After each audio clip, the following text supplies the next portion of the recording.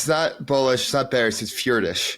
It's Fjordish. I like it. But dude, if Binance contacts you to be like a launchpad pool listing, I think you take that.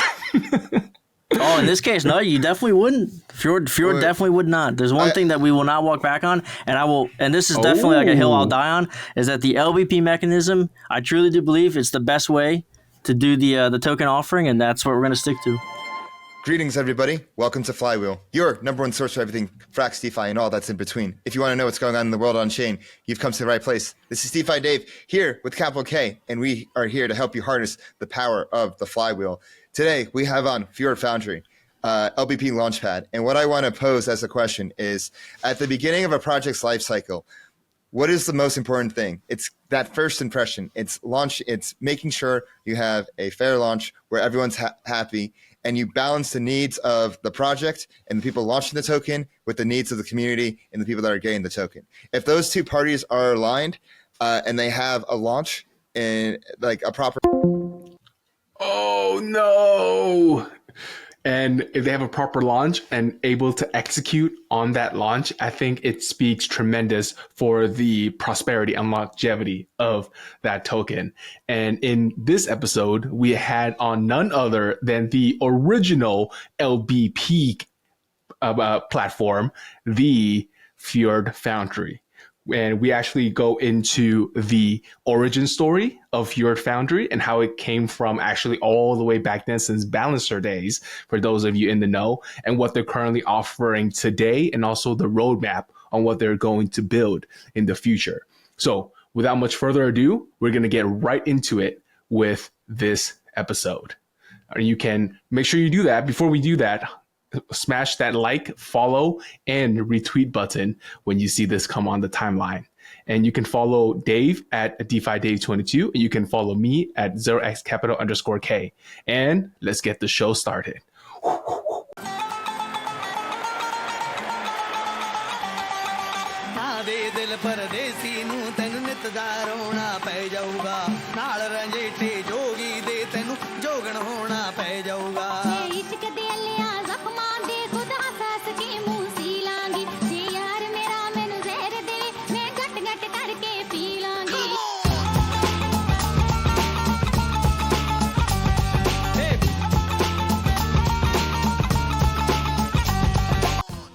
Do you hold ETH but don't know what to do with it? Want to earn those juicy liquid staking derivative yields but don't know where to start? Well, Frax ETH is there for you. Frax ETH is Frax's native LSD solution, allowing you to earn boosted yields in multiple ways on your ETH. If you want to get started, go to app.frax.finance and turn your ETH into Frax ETH today. All right, everybody, welcome back to Flywheel. I'm your host, DeFi Dave, here with capital K, and this time around, we have a very, very, very special episode, because I don't think there's anything hotter right now than these token generation events.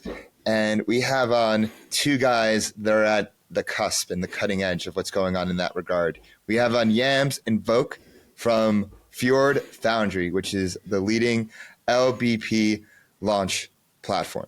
Yams, VoKe, thank you so much for joining us here at Flywheel. 100%. Yes. Great to be here, man.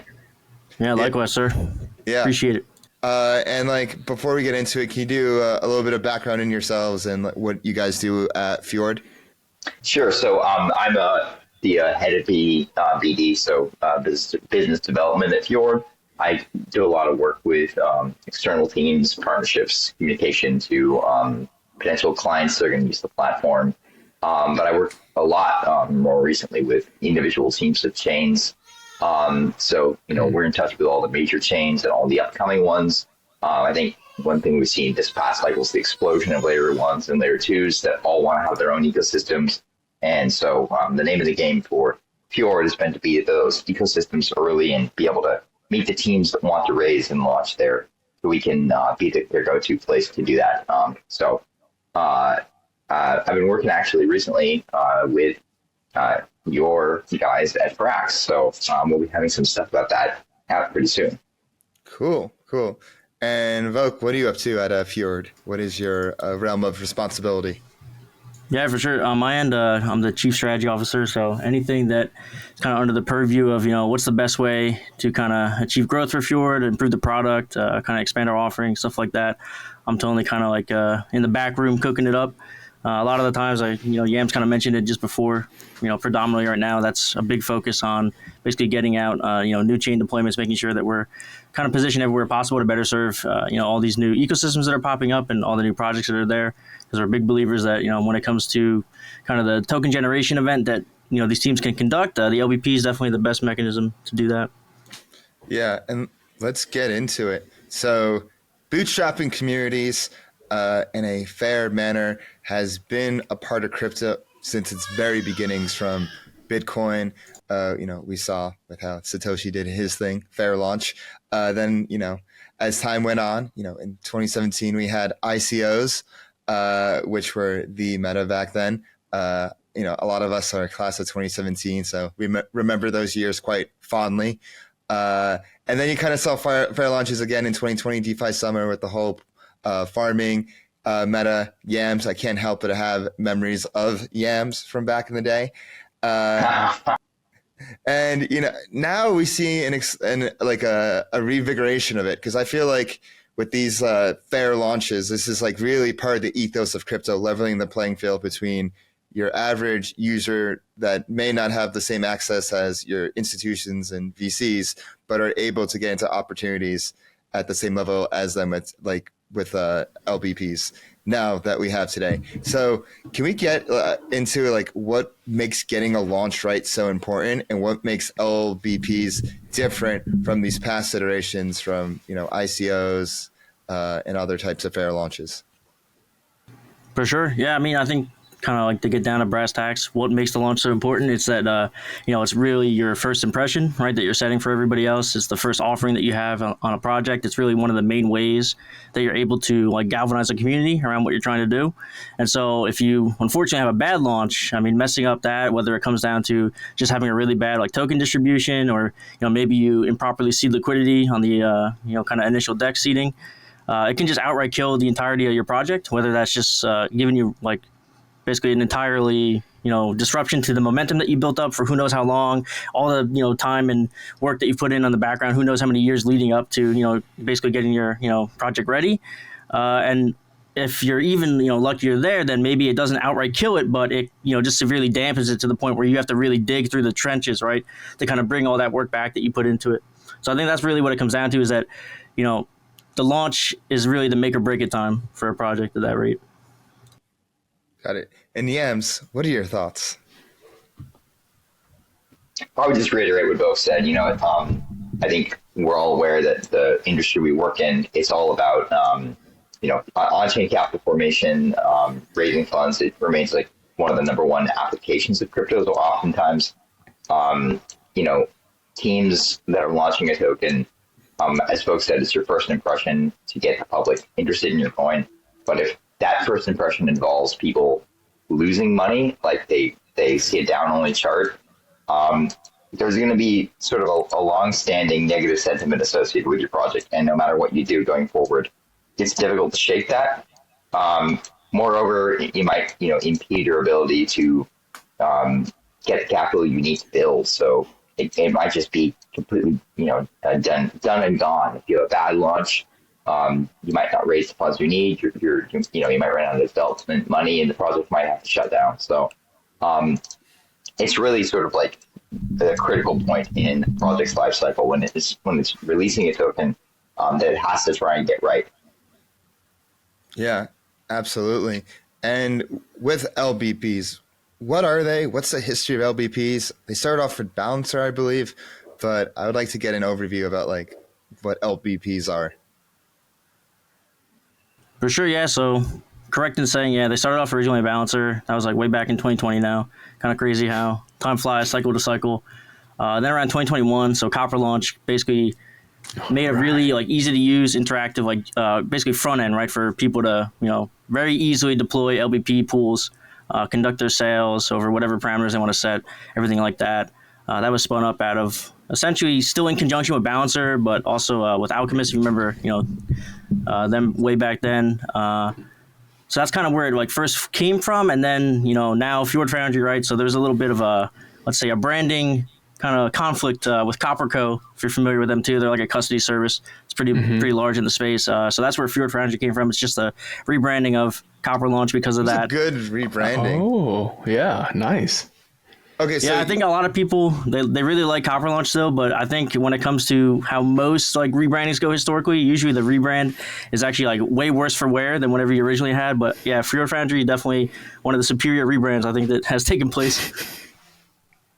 Yeah, so you guys, I mean, when it comes to the history of Fjord Foundry, I've heard like different things. So are you saying you guys spun off from Copper Launch? I heard there was something with Alchemist. There was something with what was it called? Concave. Of course, Concave, Yep. the spoon. Yeah, so that'll bring us to really the modern time of Fjord Foundry, where basically the previous team that had worked on Fjord Foundry, and even prior to that, when it was Copper Launch, they were basically looking to get out of the space. They didn't want to work on it anymore, and so Concave, which is essentially like more or less a community, like investment organization within crypto, it acquired Fjord Foundry, right? So we basically took over in this case on the actual, day-to-day running operations, engineering work, etc. for Fjord Foundry itself. So that's kind of the TLDR on kind of where it is and the full history now. That encapsulates really where it is today and how it's moving forward. Original Copper team were like, "Nah, we're done with this," and then Concave was like, "We can pick this shit back up." Exactly that. Yeah, I mean, Nice. even YamsI. So he actually is who brought the deal to us, to the Concave side. So he could even maybe talk a little bit about kind of like how that transpired. I'll totally elaborate on it. I've done a lot of different things in BD in the space over the last 4 years that I've been sort of full time here, and I got hit up by one of the original founders of Copper, and he was like, I want to go back to this software engineering gig. I had this platform that I want to see if somebody wants to take over, and I didn't even know what it was at the time. But anyway, he mentioned it was Copper Launch. I was like, oh wow, I remember using that a bunch last cycle. If anyone remembers the infamous Anubis DAO. Yes. Oh, that was Copper Launch. Yeah, that was. I remember being caught in the crossfire in that. So anyway, I did some digging. I spoke to a couple different, even top VC firms, and seeing if they might have portfolios that wanted to take over. I had contacts that wanted to take over. Nobody really was bullish on the idea at the time. We were still sort of in the depths of the bear market. I think that period of just non-movement in the market has left a lot of people sort of in this frozen state of PTSD. And I know people are scrambling to catch up now. But in any case, Concave were the ones that, immediately saw the value here. They were like, oh, we can't let this pass us by. So, they made the move to take over it. And everyone that I reached out to previously, beforehand, has now kind of realized what the opportunity that they had was. And we're looking to try and, fit them in and work with them as close as we can. But there's a lot of regret there, I know. But it's, in hindsight, it's always hard to see, but in hindsight. And Fjord Foundry today, like, what is it and how does it improve upon LBPs? Like, is it any different from the original LBPs on Balancer? Is it something like the UI and user experience better? Like, what is it and how is it different from the original LBPs from Balancer? Well, I'll let VoKe basically dive in most in here, but I just want to say, upon the acquisition of Fjord, we went through a multi-month, it was like 8 months, where we basically rebuilt the entire thing from ground to floor, or ground to ceiling. It's an entirely new ground to floor. It's an entirely new protocol in its entirety. But it really is not just now about LBPs. It's about being sort of the decentralized hub for liquidity bootstrapping across multiple different verticals. And we can kind of discuss what that means. But I will let folks get into the deep information about what's going on. Sure. Yeah, so I touched on it a little bit just beforehand, and that kind of fell into place with the whole, Copper Launch. Started off making a good UI for it, stuff like that. When it comes to what we kind of did to improve on it, like going the next step further, Yams already touched on it too. So I had to do a kind of complete overhaul, improve the UI UX of the site, just make it kind of function way better. Another big thing was that the contracts were using the balancer pool still. So basically the main kind of like pool or factory, like, the factory contract they had for it and everything like that. It was really hard to add on new features to it. So we got the green light from Balancer to basically deploy our own contracts for it. So it's just really easy to kind of expand on the offerings for LBPs. And so we were able to do that. And whether that comes down to basically building out zero collateral LBPs, doing like fixed price LBPs, there's traditionally, right, buy and sell LBPs. That's like the the gold standard LBP, and so we have like a buy only LBP. We also have doing like tranched LBPs, stuff like that. Being able to like build out limit orders for it now, Token vesting. swaps, omni-chain LBPs coming forward, stuff like that. So it's really the core focus, because we're not going to forget our roots, and I do truly believe LBPs are the best mechanism for TGE. That's kind of balancing the interests of both the project and the actual community that wants to effectively buy in and support it. Is that it's really about augmenting how can we get the most out of LBPs and their mechanism at the end of the day. That's really what it comes down to. Yeah, and VoKe, do you mind explaining to the listeners at home, like, what exactly is an LBP and how does it work mechanically? And what's the first LBP? Ooh, the very first LBP, that I can't exactly recall, because this goes back to like the origin days on Balancer. I meant like what is like the first first type of LP, like, because you just mentioned like traditional LBP, I would characterize it as like a buy and sell LBP. So that's on the basis that when you go to create an LBP, number one, there's always an issue with like initial sales where people can bot it, right? They'll buy in and kind of take a lot of the supply. This is like a notorious issue with basically like IDOs, where they get absolutely just wrecked by sniper bots. Distribution is really bad. So one of the first ways to kind of mitigate that for LBPs is that it always starts at a very high valuation and then decays over time throughout the kind of sale period for the pool that you have set up for whatever token that you want to offer. And then from there, the next element would be basically determining, after what value you want to do, that kind of goes into conjunction with the token weightings that you set. So depending on the token weights that you set, and typically they kind of start at like you're leveraging like kind of the most capital efficient manner possible for the liquidity basis here with like 99.1, and then you'll finish at the reverse. So that just means that you're basically leveraging by 99x, right? So you have a lot of essentially like virtual liquidity. The tokens will release over time as it decays throughout the sale period based on the weights that you set.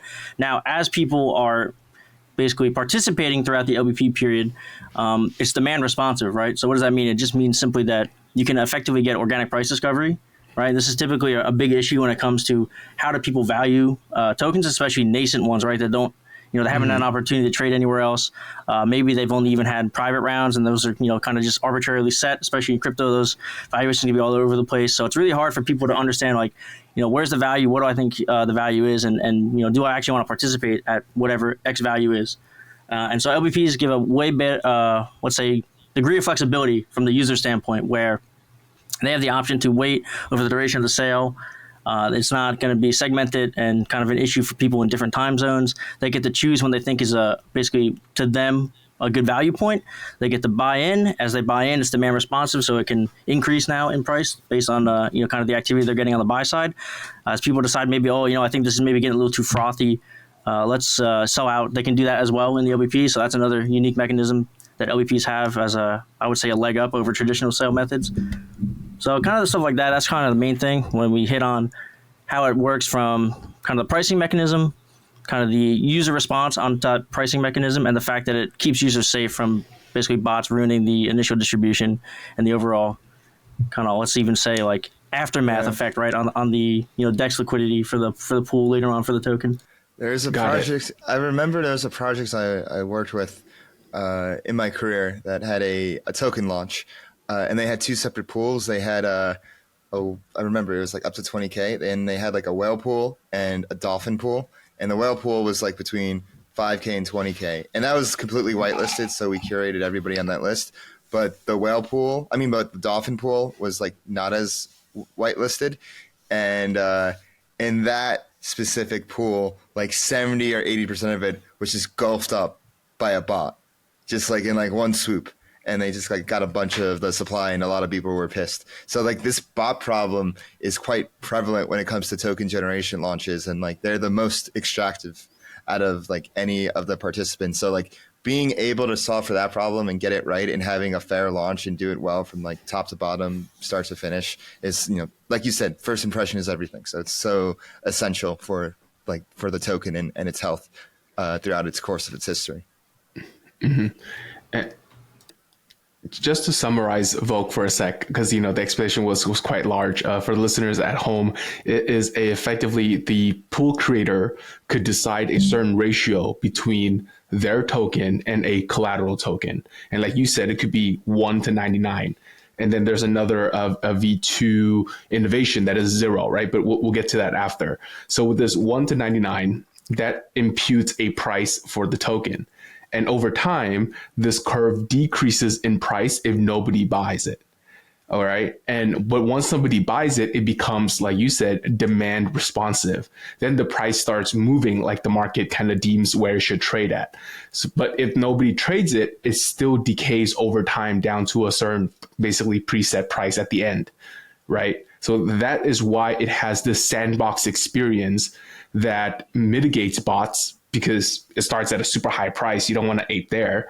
And it also allows for this almost really safe sandbox environment for price discovery until it gets released out into the market. So you have like a really safe virgin first impression that is like a nice experience.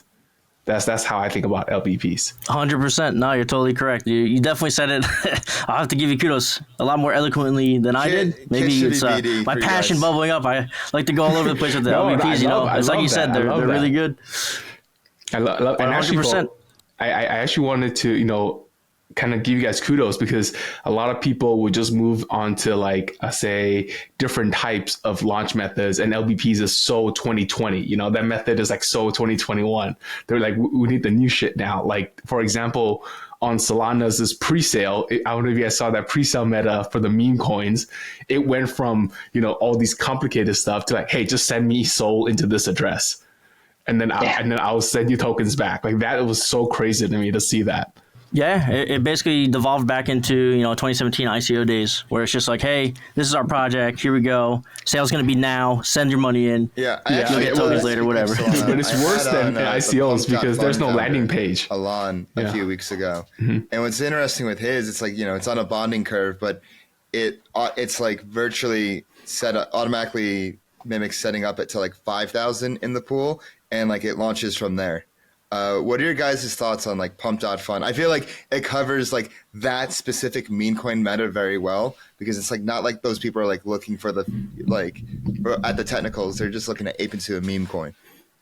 But like, what do you guys? We know there's so we've actually had a lot of discussions about that internally. Their model is pretty much just like a very dumbed down version of the LBP that we would be able to deploy as well. So we're going to be on Solana very soon. We definitely want to encourage safe meme coin participation and having sort of a well-known protection.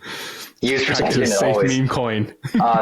Having a friendly, well-known name in the space that people kind of are familiar with, providing another option for people that want to ape into meme coins and have fun with their friends is definitely what we're all about here, and we'll be providing that relatively soon here. I just wanted to quickly touch on past, launch types and all the new stuff.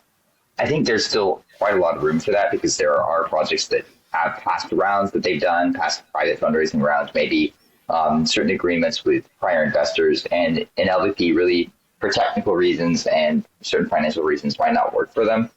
So, we've gone to great lengths to make sure that we're not just catering to new 100% fresh out of the gate teams that are raising, but also teams that want to do things like treasury divestment, want to do things like down rounds or secondary rounds, or maybe go to market after years of building when they have tons of prior investors whose agreements they need to abide by. So we have a variety of different launch types and features, not just LBPs. VoKe already kind of mentioned them earlier. Tranched LBPs are sort of like how Jito on Solana raised initially, where there's sort of boxes of individual discrete prices that increase in price over time. So things like that that we're making available for everyone to use. And we think it doesn't do well to just kind of shoehorn ourselves into one approach, even though it is our primary method, our preferred method of launching new tokens for new teams. Yeah, treasury diversification is so important, especially middle to later on in a project's life cycle, and doing that in a safe and gradual manner. So, like, I would like to tap on that more. Have you actually deployed any LBPs for treasury diversification yet? Treasury divestment is so when a team wants to raise funds, they already have an active trading token on the market. It becomes a tricky thing because how can you deploy how can you try and do sort of like maybe a standard LBP when you have a current token trading on the market? Obviously, there's going to be an arbitrage opportunity. The active market traded price of the token is going to drop to whatever the LBP price is. And so there's some degree of secrecy and shielding that needs to go on there, which we're working on setting some systems in place to enable that. But so to answer your question, no, we haven't. But those are some of the new features we're rolling out very soon. Can I ask about the life cycle or the life journey of a token before they even get onto Fjord? I went through your guys' type form on what it's like to submit a project for curation. Could you kind of walk us down the list of a founder can literally come onto the platform, it's permissionless, they can launch a token right away. But then there's this more proper curated way of doing it. Could you share a little bit about that? For sure. So yeah, as you mentioned, it's completely permissionless, so anybody could, in a permissionless manner, deploy an LBP whenever they see fit. But yeah, most people, they kind of gravitate towards going for curation, right? Totally makes sense, at least to me, right? Is because they're looking for that extra support, whether that's coming from the kind of LBP parameter side, kind of understanding them better. What parameters are going to be kind of the best way to service the type of LBP we want to go through for our token.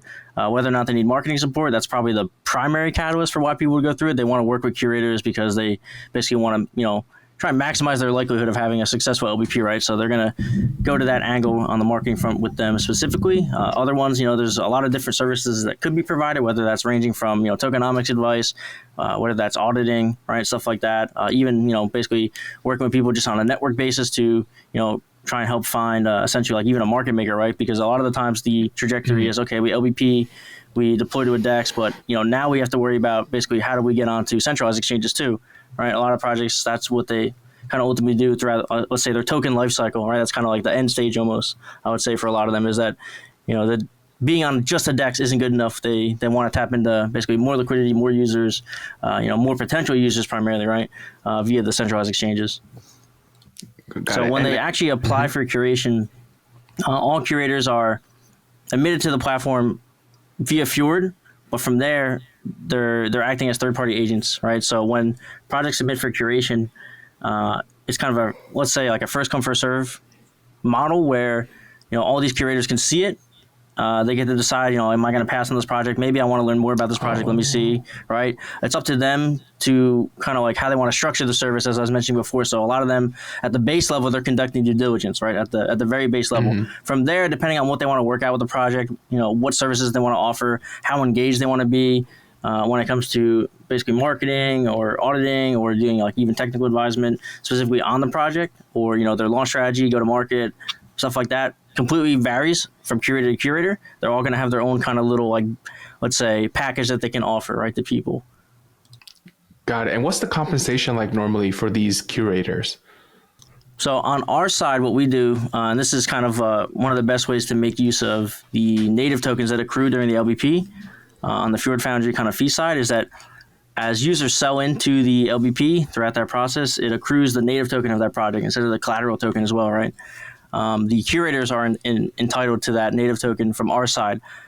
Additionally, they're able to set up whatever arrangements they want compensation-wise with the projects as they see fit, depending on the services that they want to render. Understood. So there's the 2% fee whenever a seller sells into the pool, and you say you get to keep that 2%, into Fjord, and then a part of that 2% gets distributed to the curators. Yep, and that's primarily from the angle that ideally want to be as neutral as possible when it comes to these projects that are going through our platform. We don't want to actually hold their tokens, quote unquote, on our let's say multi-sig, right? As for lack of a better term, like compared to like a balance sheet, and it's just like a nightmare to manage with it. So it's just a really good way to incentivize additionally, right, for the curators to provide a really good service, because generally speaking, during an LBP, there's going to be way more buys than sells. But the more activity that an LBP has, it's additionally going to generate a lot more selling activity as well. So that's kind of where like that kind of positive feedback loop can occur for a curator. Even if they do a really good job marketing it and there's still like a overwhelming amount of buys, there's still going to be an uptick in selling activity. And I think they're pretty well compensated in that regard for the services that they're rendering on the Fjord side for curation. Got it. And you only keep the token, not the collateral, right? For the curators, yes. For Fjord itself, it retains the collateral token based fees.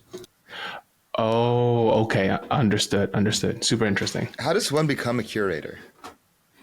Yep. So there's, as kind of mentioned before, when you're looking at like how you apply for curation with the type form, you can also apply to be a curator, and that's kind of like the big onus on us, right? Is to kind of vet and review curators, see who's going to be a good fit for the platform. Maybe like there's one curator that has a focus or a network that's really like, let's say, just for sake of example, a gaming focus, and maybe we don't have a lot of gaming projects coming through anymore. So we're like, okay, like this guy looks like a good fit. He's got a segment of the industry that we need to better serve. So let's bring him in. We'll go from there. Got it. And Yams, I got a question for you then. Like, do you guys have like a selected sectors of the industry, and you're like, hey, Yams, I need you to go get more gaming folks, or Yams, I need you to go out there and get more stable coins? Like, is there any of that kind of mandate? There has been some discussion of that more recently. But so far it's been sort of across the board. Teams tend to, come from a variety of different sectors, and the curators, some individuals and some like working teams of 5 or 6 people that work together under a curator moniker.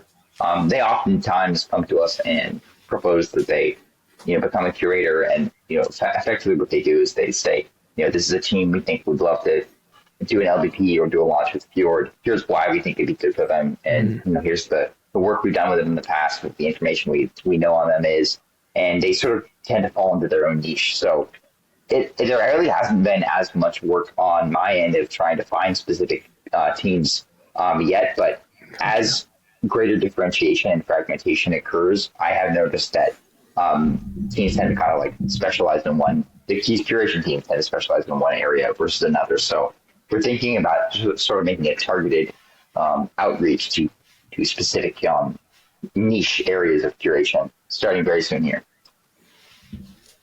Got it. Super cool. Could we actually talk on the other side of the table now? We're from the tokens perspective. Like when they approach the Fjord platform, or do you see them normally like pre-product with just a white paper written, or do you see them all the way down the other side with like the product is already about to launch, the audit is already done, and they're looking to launch a token, or maybe the product is already live and now they're trying to launch a token?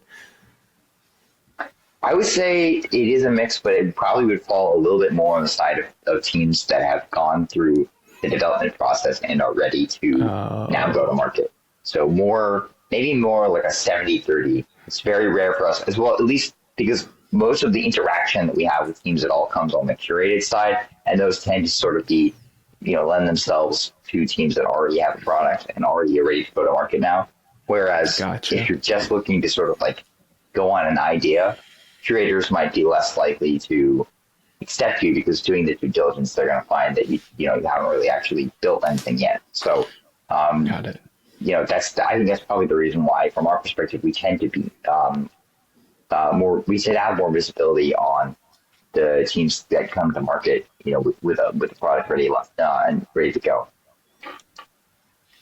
What are some examples of successful Fjord Foundries? Like, what are some success stories you guys have? Like just regarding overall like, kind of LBP activity? Yeah, like a successful like LBP that like went on to be, a name brand project. Sure, I think probably the most, I guess, well-known one would be Merit Circle. Oh, that was kind of last. Yeah, so they LBP'd and they raised, I think, around low 100 millions, like 102, 104 million. Surprisingly, not the actual like highest raise that was basically had on Fjord. So GuildFi would be the number one. They basically got 140 million. I think when it comes to like what makes a successful LBP on Fjord, there's kind of like maybe three main avenues of it. Whether that comes from, of course, was the project able to fundraise and get the amount of funds that they needed, to kind of build everything out or continue operations, provide liquidity, do everything that they need to do. The next component would be basically, and this is more, I guess, like let's say user facing, right? Is like how did the project perform post LBP, right, on a performance basis. So like I think some really good examples of that, especially even recently, would be like Axon DAO or Autonolos, 01, Mosaic. And then the other component that would be like, I guess, a really good way to like gauge like how successful it was would be, what was the community distribution that actually took place, right? Was there a broad participation throughout the sale when it was running? And typically that's characteristic of all of them. So that's always a good kind of plus side of just the LBP mechanism as a whole. You'll actually even see there's a really good kind of like thread breakdown for a lot of the sales that happen since V2's been up. With Good Data Bad Guy on Twitter, does really good breakdowns, is that you'll typically see actually the distribution during the LBP period, it tends to start to get skewed heavily towards a couple of top participants that are like basically really bullish on the sale. And then over time, as you get it longer and longer throughout the sale period, it works its magic and you get way broader distribution still because you're just giving a lot more opportunity for more people to participate, right? With not many blockers. There's no min-max that you can contribute when it comes to a capital basis. The duration is long enough where, you can be in multiple time zones and not have a blocker based on when that sale is taking place, and it all, gets spotted up, et cetera. And that goes back into what we were talking about previously with, just kind of the sale mechanism and how it starts very high, decays, et cetera. As you pointed out too, right? It'll decay even if there's no demand after buying and selling occurs. So it just gives a lot more opportunity for that distribution to take place. So I would say those are kind of the three main kind of avenues and examples, right, for successful LBPs that have taken place on Fjord. And like, are most of these successful LBPs curated LBPs, or has there been a permissionless one that just rocked it? An underdog. Yeah, so I would definitely say it's really skewed towards the curation side, and I can even give context on that. And so Yams mentioned it in the past. So Curation actually came out during Copper in response to what happened with Anubis, right? So it was a way to try and help mitigate the potential like risks that exist on the platform through the permissionless launches where, like it can be, of course, really risky that, like a lot of the times people will just ape. They don't really do any due diligence on their own. They're not really being aware of what they're interacting with. And a lot of times even like you can't ultimately, read people's intentions, right? Like you don't have a lot of this insight, stuff like that. So Curation was trying to add a layer to that would help mitigate those things. And so naturally that led to the, predominant amount of launches that are taking place through Fjord now to also be curated because projects want to launch with, basically that backing on the curation side. They want to get the support on the curation side, and they want to, have that trust level with users that want to engage with them.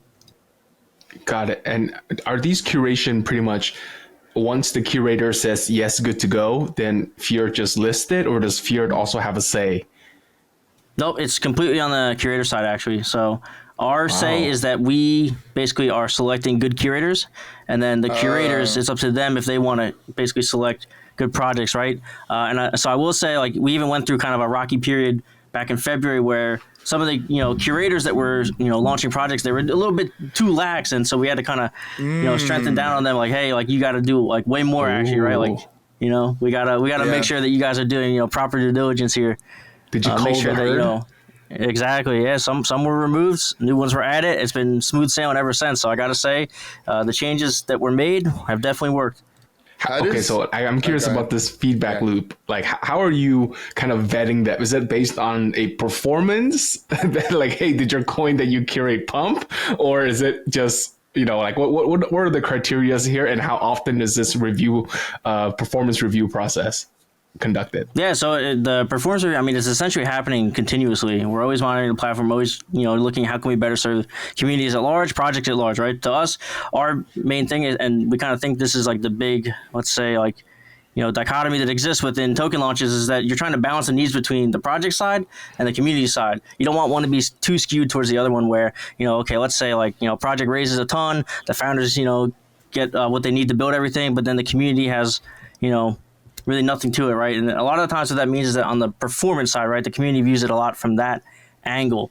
And so though we can't control how projects, trade essentially post LBP, we can always give them proper guidance on what they need to do whether it comes to how they structure their, LBP parameters so they can have a good sale that can lead to basically a good post LBP environment, or even the fact that a lot of times projects aren't good at seeding liquidity even, right? So even that is a big one that can improve a lot of the kind of issues that they might have.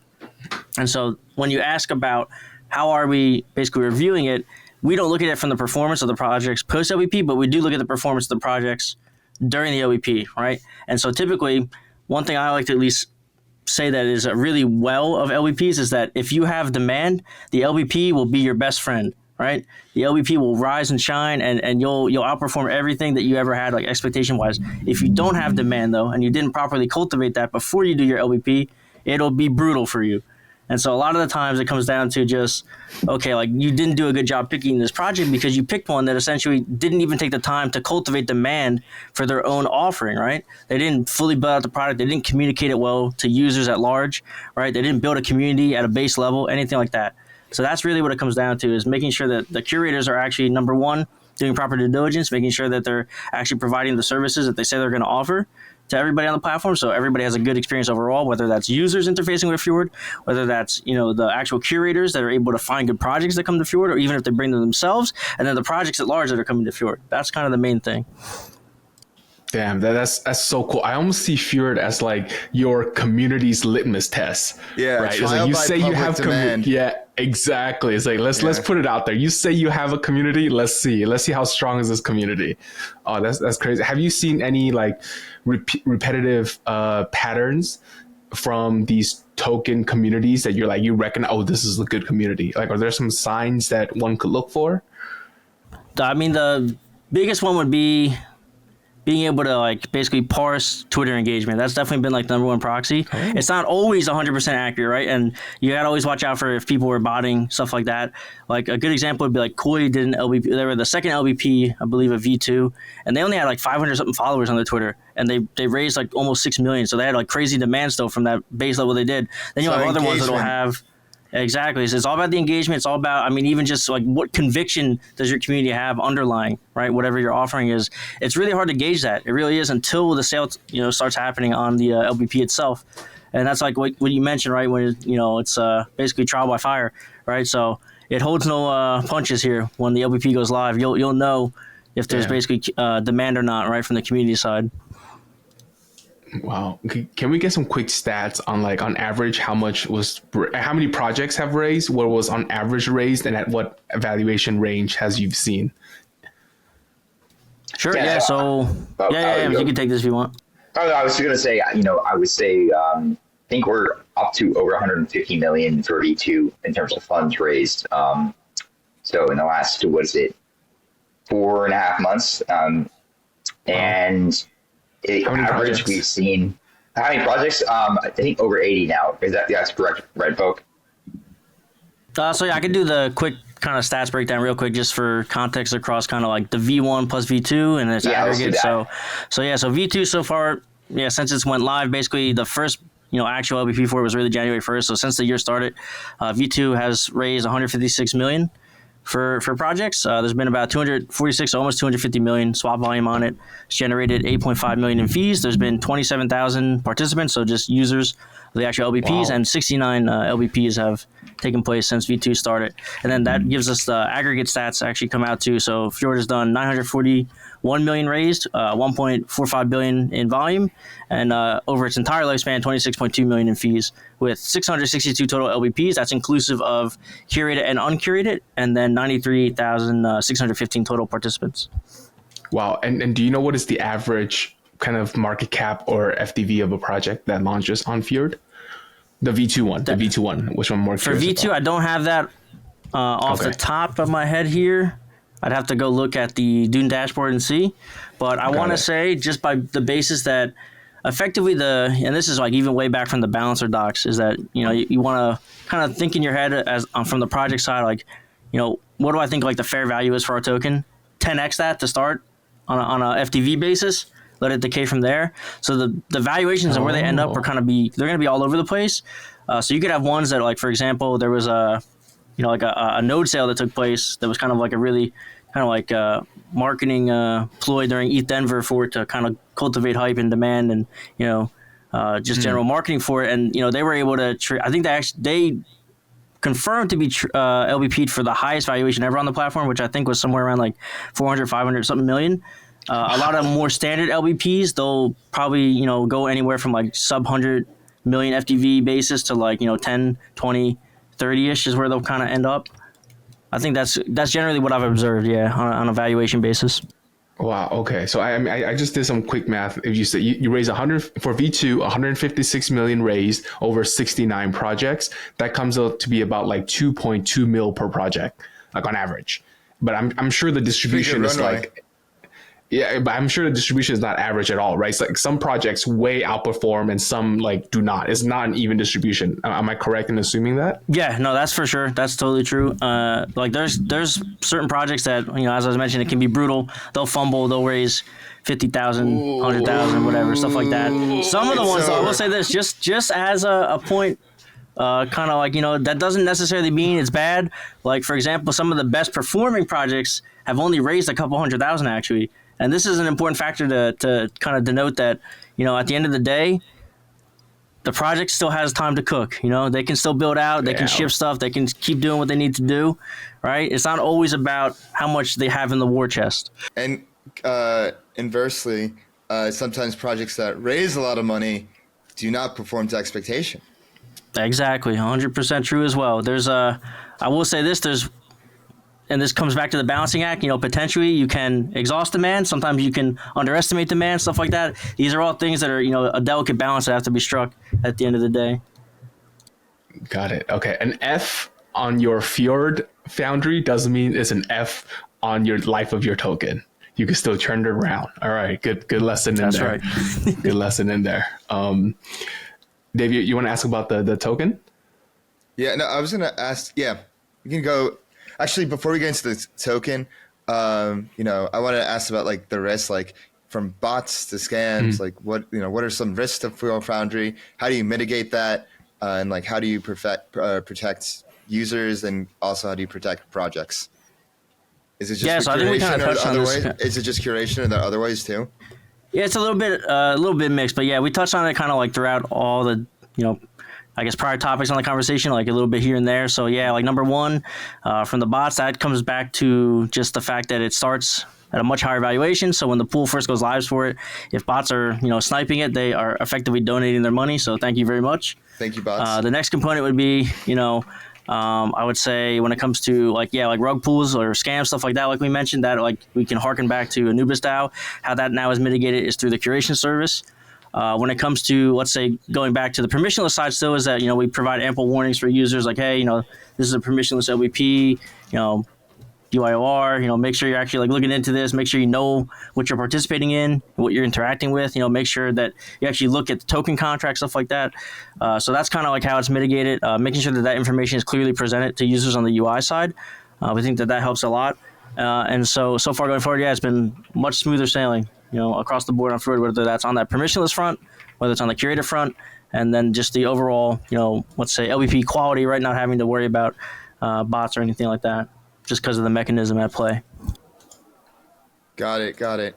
And going into the token now, you guys are having a TGE very soon. If not, it happened already by the time this interview is live and about. What is Fjord token, and how does it fit into the platform? For sure. So one thing that has kind of always been a recurring issue, let's say, with Fjord is that Fjord has relied on projects launching through it. And we've been always servicing other projects' communities, right, and the projects themselves. Fjord has never really had, let's say, or at least not a very visible community for itself. So one of the primary goals of the token for Fjord is that it actually is a way for us to, number one, have it act as the primary conduit for Fjord itself to build out a better community, right, to make the community more engaged, be more visible within the space as a whole. So that's kind of the main thing. And then also, it's about basically value delivery, right? So Fjord, it's an amazing product. It's one of the few products in the space that, can actually generate meaningful revenue. And we want basically people that want to, basically have a stake within the protocol benefit from that, right? So that's going to be the main way to pass that on to people via staking. And that also comes back through like another component of how it fits in is that via the token, we have much more flexibility on how we want to add in new features that could benefit users on a specific level, right? So whether that's like working out a way to basically figure out how we can airdrop tokens from project coming to Fjord to stakers, whether that's offering like fees, basically discounts to users, right, on the swap side, stuff like that. So there's a lot more flexibility you have with that. We have a lot of tools in the kit and stuff that we're reviewing on how to basically roll out the token and keep expanding the features, the offerings for it, and just overall use it to enhance the platform, whether that's on the community side or whether that's on the actual user interaction side. And are you going to launch Fjord on Fjord? Of course. Imagine if Fjord didn't do an LBP for its own token. It'd be so bearish. Sacrilege. Yeah, it'd be exactly that. It'd be like, wow, what's going on here? How come these guys, they extol the virtue of the LBP, yet they won't use it? It just wouldn't make sense. It's not bullish, it's not bearish, it's Fjordish. It's Fjordish. I like it. But dude, if Binance contacts you to be like a launchpad pool listing, I think you take that. Oh, in this case, no, you definitely wouldn't. Fjord definitely would not. There's one thing that we will not walk back on, and this is definitely like a hill I'll die on, is that the LBP mechanism, I truly do believe it's the best way to do the token offering, and that's what we're going to stick to. I have a question. Could, in theory, centralized exchanges plug into Fjord Foundry? And let's say they don't want to build their own launchpad from the ground up. Can they just do it, plug in and just create their own UI themselves? Now, this is an interesting question. I had to touch on this because I won't disclose who they are, but a very large potential launch was interested in doing this with us, and we're actually now in discussion with setting that up for them. So yes, to answer your questions, could definitely be done. And we think making Fjord sort of the capital formation infrastructure layer across all chains, across the entire industry is the direction Fjord is going in. And that's definitely a part of it.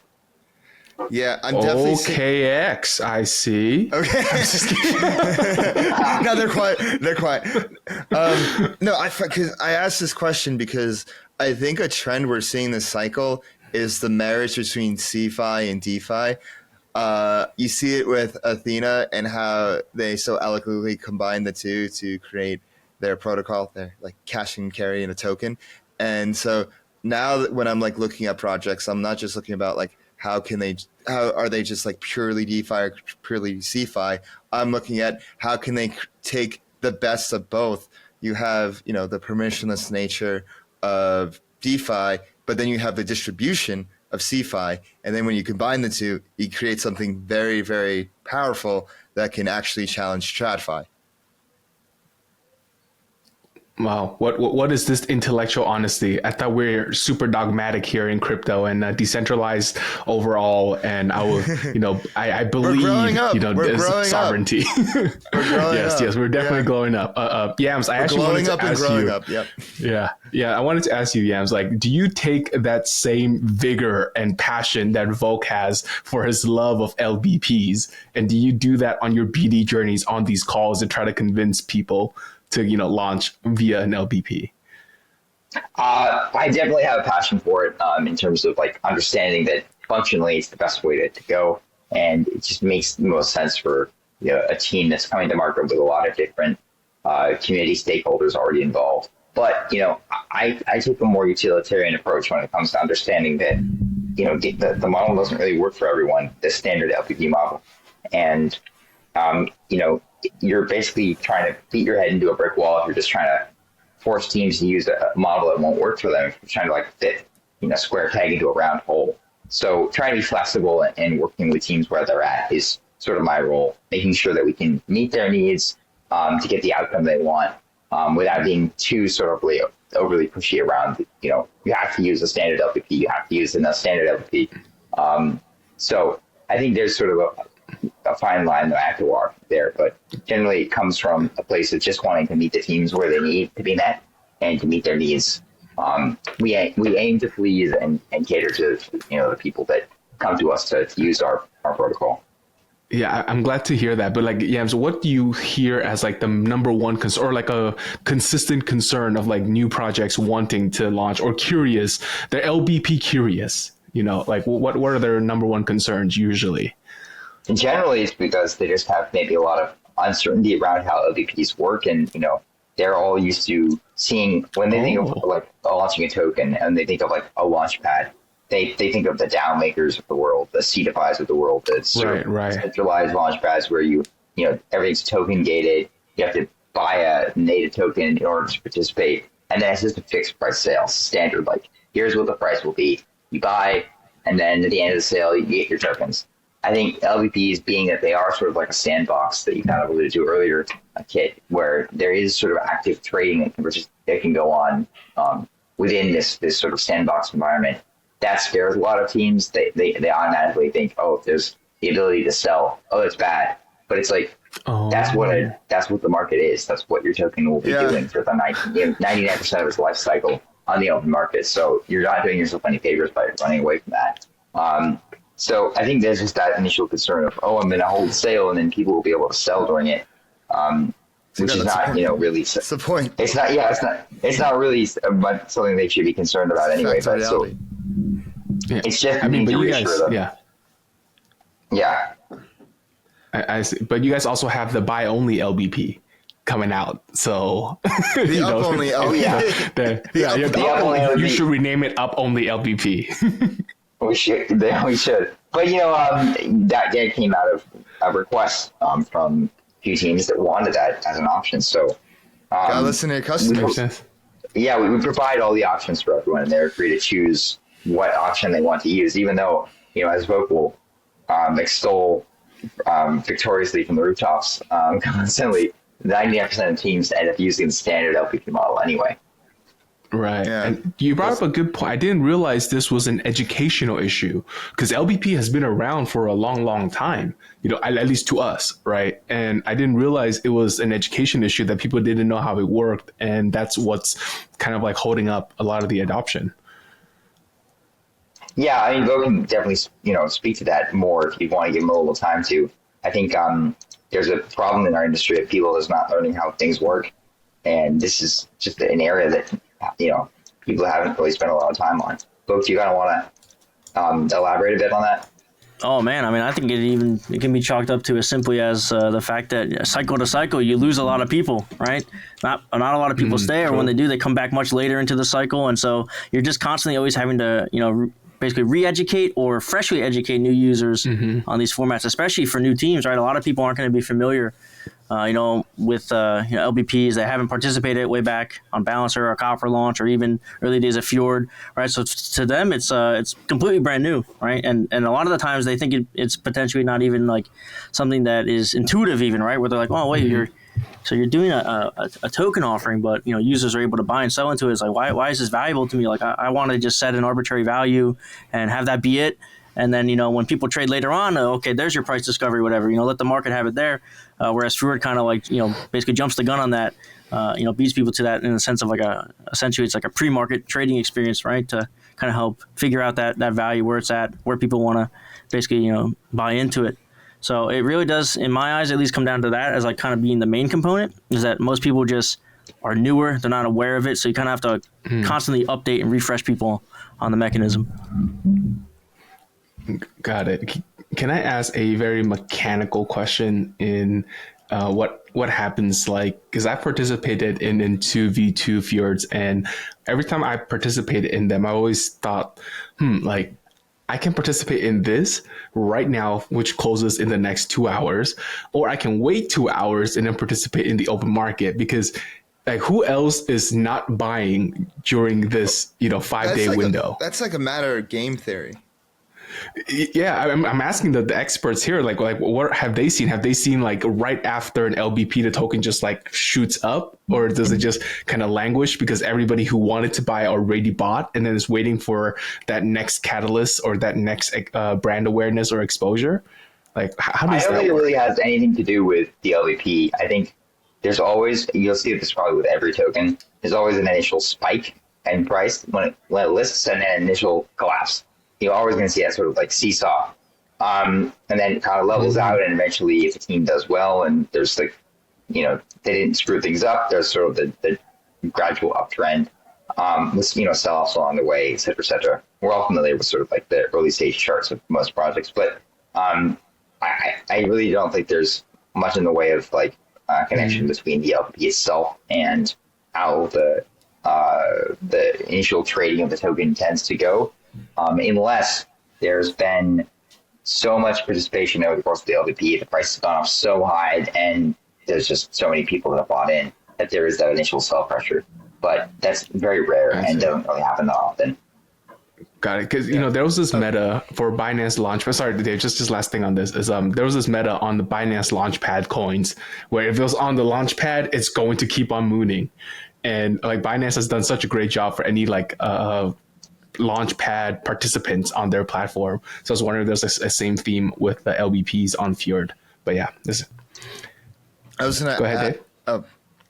Did you guys have anything to add before I ask? Yeah, I was just gonna add my 2 cents on it. Is that it's completely at that point like case by case basis on the project level, because what you're basically like hinting at is like what is the continued demand going to be for that project, right? And when it's basically done LBPing, and so there's definitely the case where there can be projects that just have like an ungodly level of demand just up and to the right, even post LBP. There's going to be other ones that they basically go through their little consolidation period. This goes back to like the demand levels that they experienced during the LBP, whether it was exhausted or underserved, right? So like a lot of the really well performing ones, they didn't typically end up doing that much funds raised wise during the LBP process, and then they do really well post LBP. There's other ones that raise a ton and then they need to have like a cooling down period because people were just so bullish on it they didn't even do a lot of selling during the LBP. So then in that post LBP kind of like actual DEX trading experience, that's where some people decide to trade it that way. When it comes to like the launch pads, especially like stuff like Downmaker, Seedify, Binance Launchpad, stuff like that, at the end of the day, what they're doing, is that they're basically creating artificial demand, right? In the sense that they're limiting how much people can contribute. They're limiting the amount of participants that can contribute. And then they're even setting a very, very low, an overall sale, let's say, and then also the valuation, right? And what that all does is it creates a recipe where, right, you're basically trying to construct as artificially as possible the most like bullish performance once it leaves that launch pad. So that's kind of like their bread and butter. Right, and they facilitate that all predominantly through the token gating service to try and restrict it. Who can get access to it, create a lot of induced demand because of those mechanisms, and then go from there.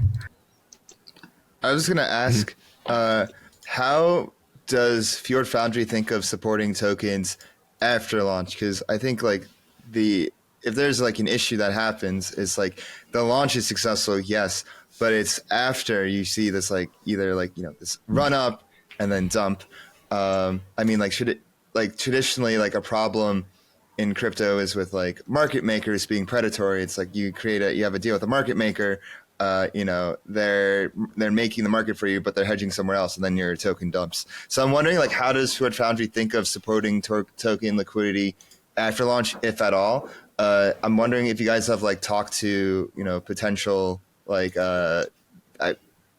on-chain management protocols, whether they could be like Arrakis or Gamma Strategies, or we've actually even interviewed, Baseline Markets, Yes Money, recently, and I can't help but think if you could like the ultimate like money Legos here is if you combine like a Fjord Foundry launch, and then after it's managed by Baseline Markets, and like there's some sort of control and stability in the market, so it isn't an extreme one way or the other, and you basically continue that price discovery in a stable manner after launch with something like Baseline Markets. I think that could be really powerful. I wonder if you guys have like thought about, how do you guys think about post-launch, and have you guys thought about like partnering with like any of the protocols mentioned?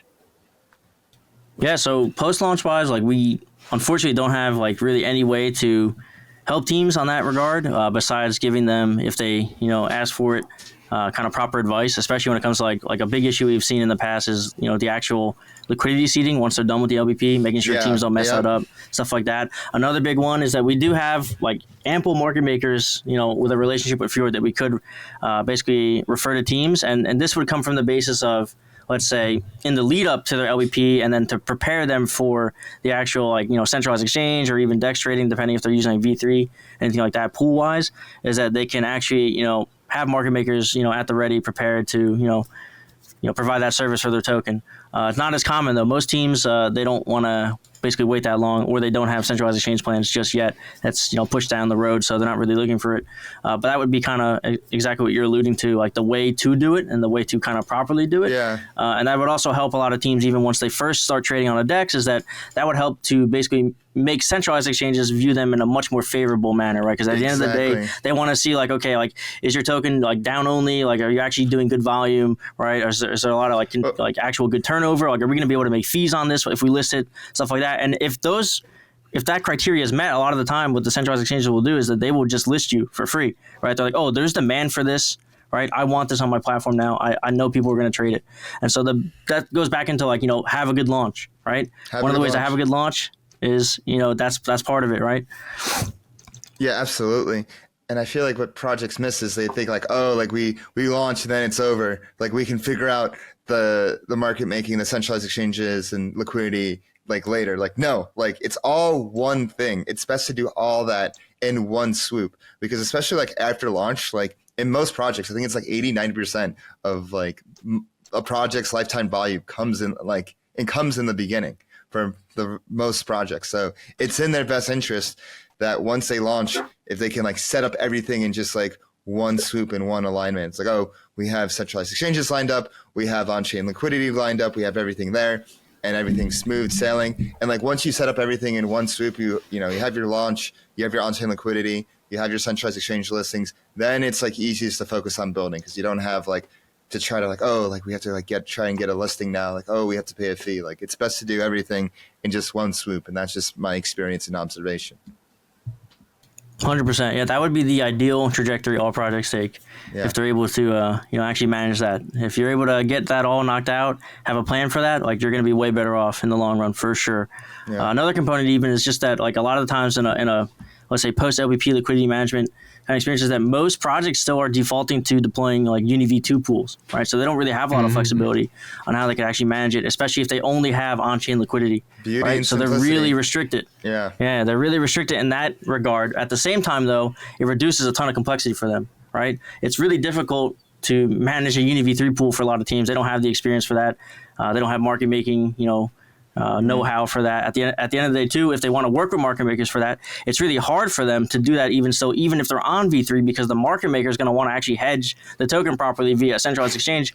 Centralized exchange isn't trading with that token yet. They don't have a good way to actually hedge it, so they can't even render that service now. So it's just, if you can get it all lined up, as we were just discussing, you're going to be way better off. Mm-hmm.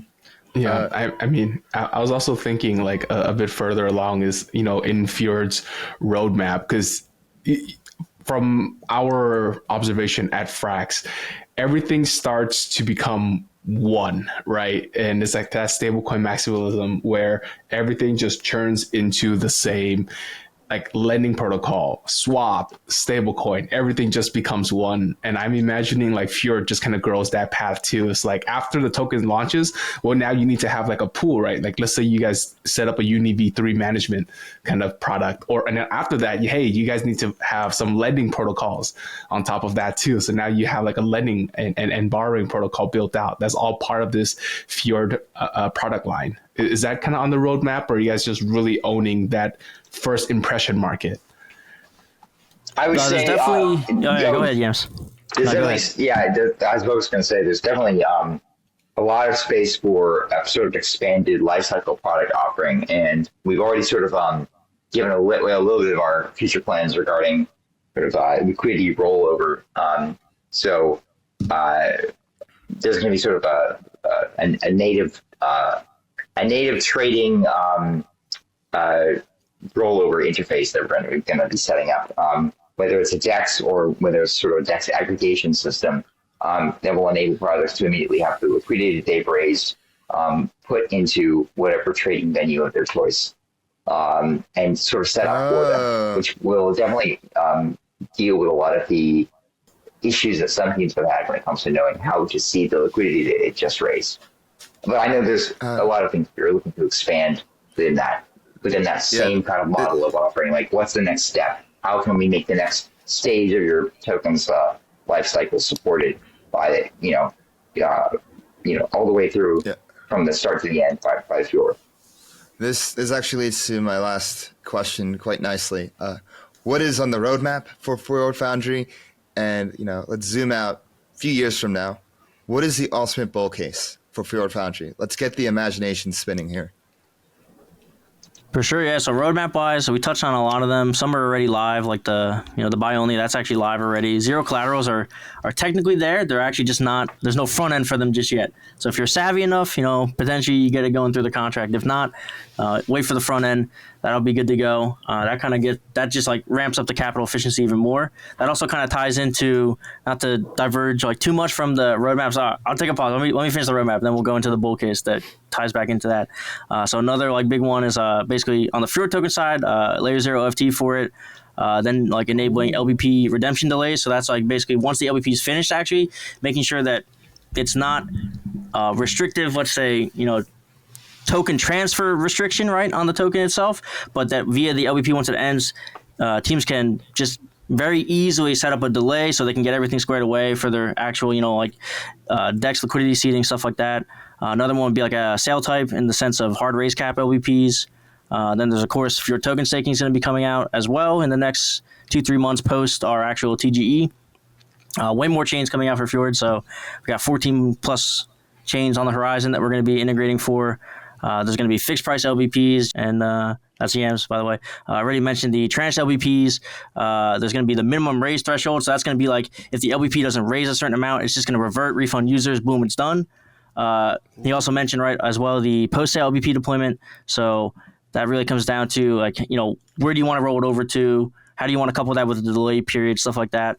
And then now we can, going back into the bull case now, this kind of goes into the zero collateral, stuff like that. For me, the main bull case would be essentially that you're able to leverage en masse zero collateral LBPs, the permissionless deployment side, and that the kind of default token launch method across the space, like in perpetuity, let's say, right, super hopium, like bullish case, is LBPs. People are doing it that way. They're just constantly deploying it, whenever they need to do a TGE, LBP, zero collateral, permissionless. Boom, rinse and repeat over and over and over. To me, that's like where the most growth comes for us. Within the space, that's where we can best serve the space, whether that's users, projects, or would-be entrants to the space, even stuff like that. So I think that's where we'll have the most impact, and I think that's what ultimately has the best like growth trajectory for Fjord. Wow, I am impressed, and I am bullish. Not financial advice, for sure. Like, I'm really excited. Like I said at the beginning of the episode, these token generation events level the playing field for everyone. And I feel like, if you're a project and you make everyone rich, like, you automatically have a cult behind you that will literally ride or die for you. And we see that over and over again, whether it's for like Bitcoin, Ethereum, Solana, and so on. And being able to get that launch right, and as we explored in the episode, all the way through, getting the launch right, and then like getting the liquidity right on the DEXs and centralized exchanges, it all plays into each other. And as long as you get that right, and you build, and the teams build, like, a lot of good stuff can happen for a project. But yeah, going into it, in the final part of the episode, we like to do a lightning round, so we get to know the people behind the project a little bit better beyond off chain. So Kit, go ahead. All right. So I'm going to kick it off here, and I want to hear from Yams first. Is what was your virgin crypto experience? When did you first touch the blockchain? And sex doesn't count. Oh boy, this is going to be a wonky, shameful story here for me. But my first on-chain participation was, I think, actually was through the old sort of janky Solid wallet extension. For browser. I had literally no idea what crypto was beyond buying it on Coinbase, and so I tipped my toe into the water, and the first coin I actually bought was on Solana. It was, I think, the Radium token, which was, I don't even remember exactly how I got it, but it was through some weird sale format, and I had to use the Solid wallet. I don't know where, maybe it was like the pre-sale or something, but I got it into a Solid wallet, and wow. That was it. They basically sat there. And of course, in my mind, I was like, I spent $30 in fees to get $5 worth of a token that's not sitting in this wallet that I don't even remember how to get into. I'm sure it's going to increase by 10 million%, and I'll be a millionaire soon. So that was that was that experience for me. You did it correctly. First I thing you did. do on a new chain is you buy the DEX coin. So, at least you did that correctly. The DEX and the meme coin, the pair trade. How about you, VoKe? What was your virgin crypto experience? Yeah, so mine actually way back now. Jesus, getting a lot of time. So way back in 2012, I don't know how engaged you guys were back then, or if you even remember. There was this company for Bitcoin ASICs, right, called Butterfly Labs. And so I remember way back then when like kind of Bitcoin, I think it hit like $200 or something. People were flipping out, and then like a couple months go by, $600. People flipping out, going crazy. Like I gotta get in on this. Like what's going on here? And my introduction to it was basically being like, oh, like, okay, the best way to get Bitcoin actually right now, this is even like way back where you can still be somewhat competitive as a miner if you just buy your own ASICs, right? Instead of having to go to a mining pool or having like this like crazy industrial kind of built out in like Iceland or something, right? Tapping into geothermal, with, who knows how many terahashes behind you. Is like, all right, let me buy some ASICs off Butterfly Labs. Of course, do it. You got to pre-order it. They have crazy demand. Takes forever to get it. You're doing your little calculations like, okay, if I get it here, I'll be able to mine for this much. Like, of course, it's gonna, decay over time in the sense of like the, how many gigahashes a second I can get. This is back when people were bullish on being able to mine with gigahashes a second. Right now, I don't even know what it's at now. Like exahashes, who knows what? It's way up there. And of course, it's just disastrous. Nobody's getting their orders. They can't meet the demand. The ones that they do get, they're terrible. I get it. I think probably like 9 months after I was originally supposed to get it. It was completely worthless by then. I ran it for like 3 months. I was able to get some Bitcoin out of it, and it was just like its hashing power was just nuking the whole time I was running. It was very poorly made. I basically rage quit the space at that point, way back then, by just selling my the Bitcoin I was able to mine to my pal. Essentially OTC. The infrastructure was so bad back then; it was like so inconvenient to sell it, as it is now. Like going to a centralized exchange or even just using like a, like a peer-to-peer service or whatever for Bitcoin. Right. So that was definitely my one. It's a bit of love and hate at the same time, because if I stuck with it back then instead of getting back engaged like 2017, which is when a lot of people came back again, be way better off, of course. But you live and learn. Yeah, perfect. And I got one. I love these stories. I got one last one for me. Who would you guys recommend as a guest? Who would you like to see on Flywheel? Oh, yeah. Do you want to take that first? I mean, there's a lot of people I would like to see. Some of the new chain founders, I think, have different visions for why their chains are, important, and the up-and-comers in the space. You guys had I believe you guys had the Monad guys on before. I really enjoyed that. I think maybe if you... Yeah, we haven't had on Monad yet. Oh, you haven't? So that's definitely a team I think you should bring on. I know that they're under high demand for their attention right now, but I think they come from a great stock background in terms of the industry of knowing sort of how to speak to on-chain natives, and given that most of them are from that background themselves. I think maybe an interesting thing you might want to do is bring on some of the teams that are building within new metas, like the founder of Ritual, that sort of decentralized AI chain. Just really kind of Niraj, kind of sussed out sort of like what makes crypto and AI a feasible thing. Why is it not sort of this overhyped, quote unquote cash grab that some people do see it as? Because I think giving them a platform to explain that might help sort of educate the rest of us onlookers in how the industry is changing and what trends are becoming sort of part of the new meta. Makes sense. VoKe, what about you? Yeah, I know you have so many episodes, so I'm not sure exactly who you may have covered or not, but I think, on a protocol level, I'm not sure if you had them or not, but yeah, I think a lot of people kind of, I guess, let's say, slighted them after last cycle now would be like Tokamak. I actually think what they're doing is actually really cool still. I used to be a huge Toke bull, so I'd love to see maybe like if people can kind of see what they're doing again. Story. Yeah. Yeah. I think there's a potential comeback story there for sure. It could be good to maybe lay claim to that before it happens, right? If you can get them on. Yeah, for sure. Tokamak, interesting. Well, guys, that is our lightning round questions. It's time to wrap up the episode, but before we go, can people talk about like where they can find you and where they can learn more about Fjord and find Fjord? for sure, for sure. So, fjordfoundry.com. That's going to be your place to go for all things Fjord. From there, you can easily find the Twitter. You can find the Discord. Soon to be Telegram. Got to get the Telegram presence up. Slack in there for sure. And other than that, yeah, come on in. We'll more than happily have you in the community. Looking forward to seeing you there. And LBPs. We'll extol the good virtues of LBPs together. LBPs. There we go. Thanks, guys, and we hope to see you soon. Thanks, fellas. Talk soon. Yeah, appreciate it, guys. Thank you. Everybody, welcome to the post-game show. I'm your host, DeFi Dave, here with Capital K, and we are wrapping up an explosive episode with Fjord Foundry. This is one of those episodes that I've just, throughout the episode, I was getting more and more bullish, and it reminded me of the F of X episode we had in October, where I'm like, damn, this has such product market fit. Like, damn, like this actually sounds quite useful. Yes. And Kit just asked to be in the KOL round, not financial advice. So we're going to have to put a disclaimer at the beginning of this episode.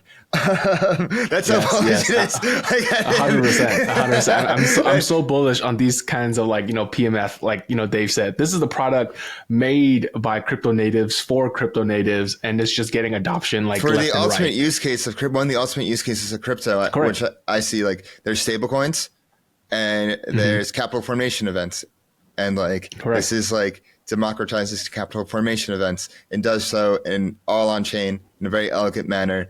And I'm still thinking, it's funny, Kit, this episode, I know I was a bit more quiet. I was really digesting, but then once it kind of hit me, the question about how are you guys going to bridge CeFi and DeFi and bring CeFi into LBPs. He said, we got something cooking. So that makes me incredibly bullish. Holy shit. Yeah, 100%. I think this new meta that maybe is pioneered by Athena of, hey, having some CeFi is okay. If you use it correctly and appropriately with the right safeguards, it's okay. And I think people are going to see Athena as a success. They hit 2 billion in supply in how short, couple months, 6 months. Yeah. It's crazy. So I think it would speak volumes to what is possible if you merge the CeFi DeFi world for the benefit. Yeah. Yeah, no, absolutely. This is a really good episode. I'm happy they reached out to me at this time, and I've been seeing Fjord Foundry for a long time now. So when I heard about their token generation event, and their raise and their event, I was like, this is perfect timing. Time to have them on, and excited to see where they go in the future. 100%. What more bullish for me is they're not stopping innovating on the product features, and they're listening to their customers, and they've discovered this nice blend of community mixed with actual technical and mechanical application of the product. So I really like this blend. And seeing VoKe's passion. Enough said. Oh, dude. He's been in and Yams. And Yams. But VoKe. He's been in it since 2012 with that OG story. And then something to still be excited 12 years later for something like Fjord Foundry, I think that speaks volumes. Correct. And outside of that, I really wish I could have joined you on that Pump.Fun podcast. Oh, that was a great one. Dude, I was trying to push you. I was trying to push you to be on that. I was dude, I know. Oh. Dude, that one has been blowing up. That one has 800 views. Yeah, that's I really and now, liked it. Do you see that $5 million in revenue? Bro, what? What I like about Pump.Fun is it's simple. It's simple. It plays to one vertical, plays to one meta. It does it really well, does a really good job. It's not trying to be a Fjord Foundry. Meanwhile, Fjord Foundry is it's a little bit the grown-up version. It's it gives projects optionality and everything. It gives what kind of LBP do you want to launch?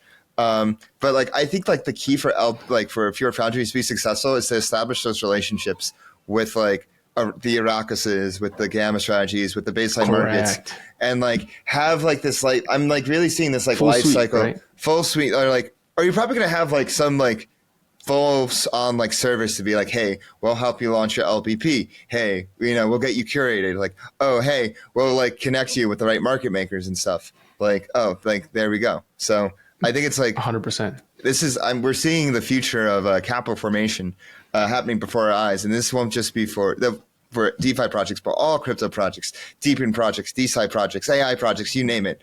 Like they're going to want to focus on building. They don't want to deal with any of this like token, like all this stuff with like tokens, financials. They just want to build, and LBPs and Fjord Foundry are part of that equation.